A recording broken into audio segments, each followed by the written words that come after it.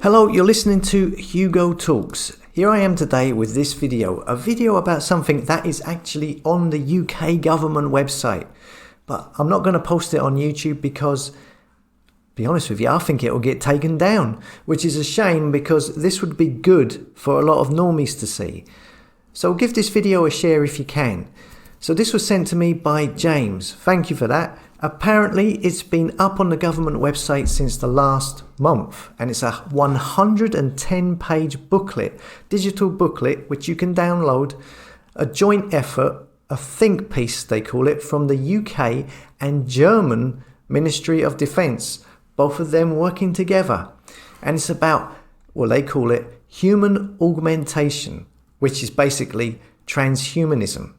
On the UK government website, it's called Human Augmentation, the Dawn of a New Paradigm Strategic Implications Project. The project incorporates research from German, Swedish, Finnish and UK defence specialists to understand how emerging technologies such as genetic engineering, bioinformatics and possibility of brain-computer interfaces could affect the future of society, security and defence. So, let's take a quick look and see what these government agencies have got planned for us.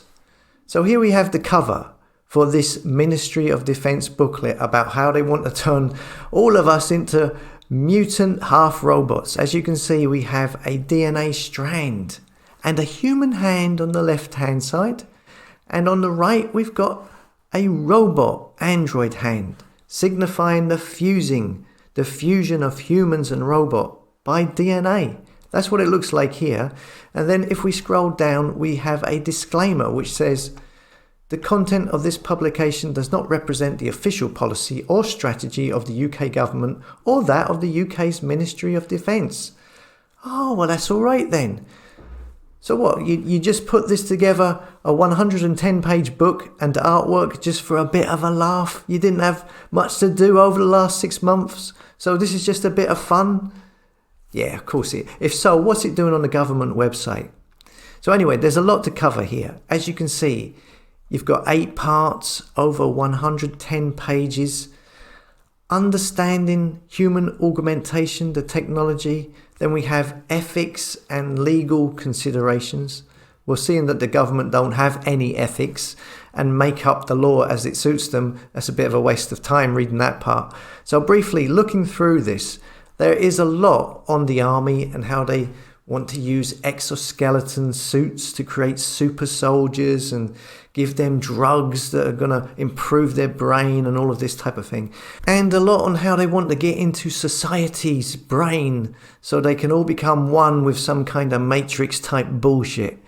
It does seem they are following the weapon technology mantra that has existed from the dawn of time. You know that all technology is driven by man wanting to create the most powerful weapons for himself in order to defend himself against his enemies. And you know, all of the products, all the gadgets that we have sitting around the house are all byproducts of governments using technology to create weapons. And you can see that in here very clearly. As it states here, the winner of future wars will not be those with the most advanced technology, but those who can most effectively integrate the capabilities of people and machines at the appropriate time, place and location. The growing importance of human-machine teaming is widely acknowledged, but this has been discussed largely from a technocentric perspective. Human augmentation represents the missing part of the puzzle and will become increasingly important over the next 30 years because of 3 key drivers of change, it says here. And here we see something that will make the World Economic Forum proud. Come to think of it, do you reckon they are responsible for writing a lot of this? I reckon maybe. It says here the future of wearables. Current or emerging technology in this field includes increasingly accurate heart rate monitoring, earrings that measure body temperature and pulse, shoes that generate their own power to sense body weight and movement, contact lenses that analyze tears to predict your emotional state and project information, cloves that sense your physiology and give you small directional taps on your shoulders to provide screen-free global positioning system, GPS, and smart buttons in clothes that collectively understand your habits and inform other linked technologies. I was talking about that in yesterday's video, which was from the World Economic Forum. Yeah, they must be involved in making of this, I reckon. And all of this from car to coffee machine to optimize your life, it says here. Yeah, to optimize your life, or is it to track and trap you in a life you won't like? Oh, and look, there's another part. Genetic engineering. It says, creating genetically modified humans has been widely considered unacceptable for many years and is formally prohibited in over 40 countries. But there are signs that this stance is being challenged by the advent of new technologies. Now, remember, this is on the UK government website. The same government that is injecting millions of people with genetic therapy injections as we speak. It says, future challenges, genetic engineering is still at an early stage of development and is only just moving from the laboratory to human trials. Yeah, I noticed that. There's loads here. I can't cover it all, so I've only so much time. I'll leave a link to the page where you can get this book, which is a government website link.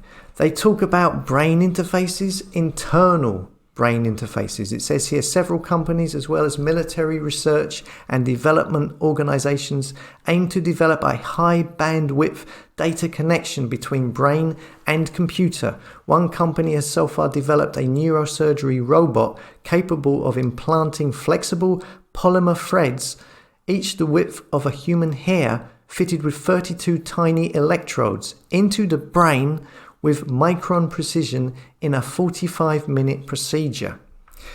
This is what they have planned. All those NPCs out there, you know, the ones always looking at their phone no matter where they are. You know, the ones that nearly bump into you on the street because they can't take their eyes off the phone. They want these people to have that connectivity in their brains. They want their brains all wired up into some kind of digital hive. What else do we have here? Here's an interesting photo they've chosen. This is on the Implications for Society page. Basically, it looks like a female version of Jimmy Savile, giving the devil horn salute.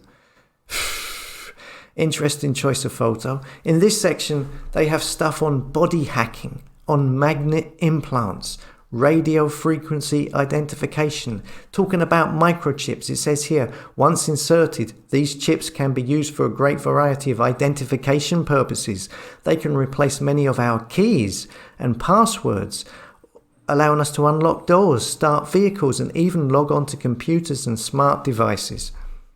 Of course, all of those baseless conspiracy theories of digital IDs, passports, and microchipping people, all nonsense, even though here they are clearly talking about it on the UK government website. Then they go on to talk about how students could be genetically profiled. It says here, bioinformatics and artificial intelligence could identify which methods of education are most suited to each individual, thereby enhancing learning. Students' performance could be monitored more effectively and intrusively, further improving education. So, hold on, let's have a look at that. They're going to use artificial intelligence to identify which methods of education are most suited to each individual.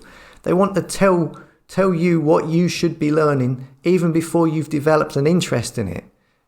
That sounds very Minority Report. What are they going to be doing next? Telling you you're going to commit a crime before you've done it? And there's tons more, all kinds of stuff. And I've probably missed loads of things. So I'll leave a link in the description to it.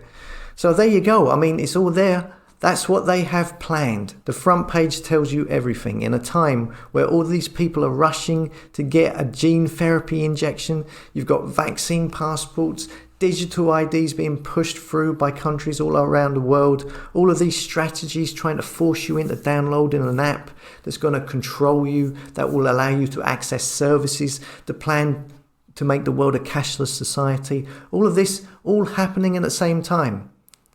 You know, I say they want to digitally enslave you, to trap you, monitor your every move, every breath you take away your freedom, and eventually they want to microchip you. It's obvious. They want to turn you into a number, into their product, into something that isn't actually human. And yet, I still get called a conspiracy theorist by numpties.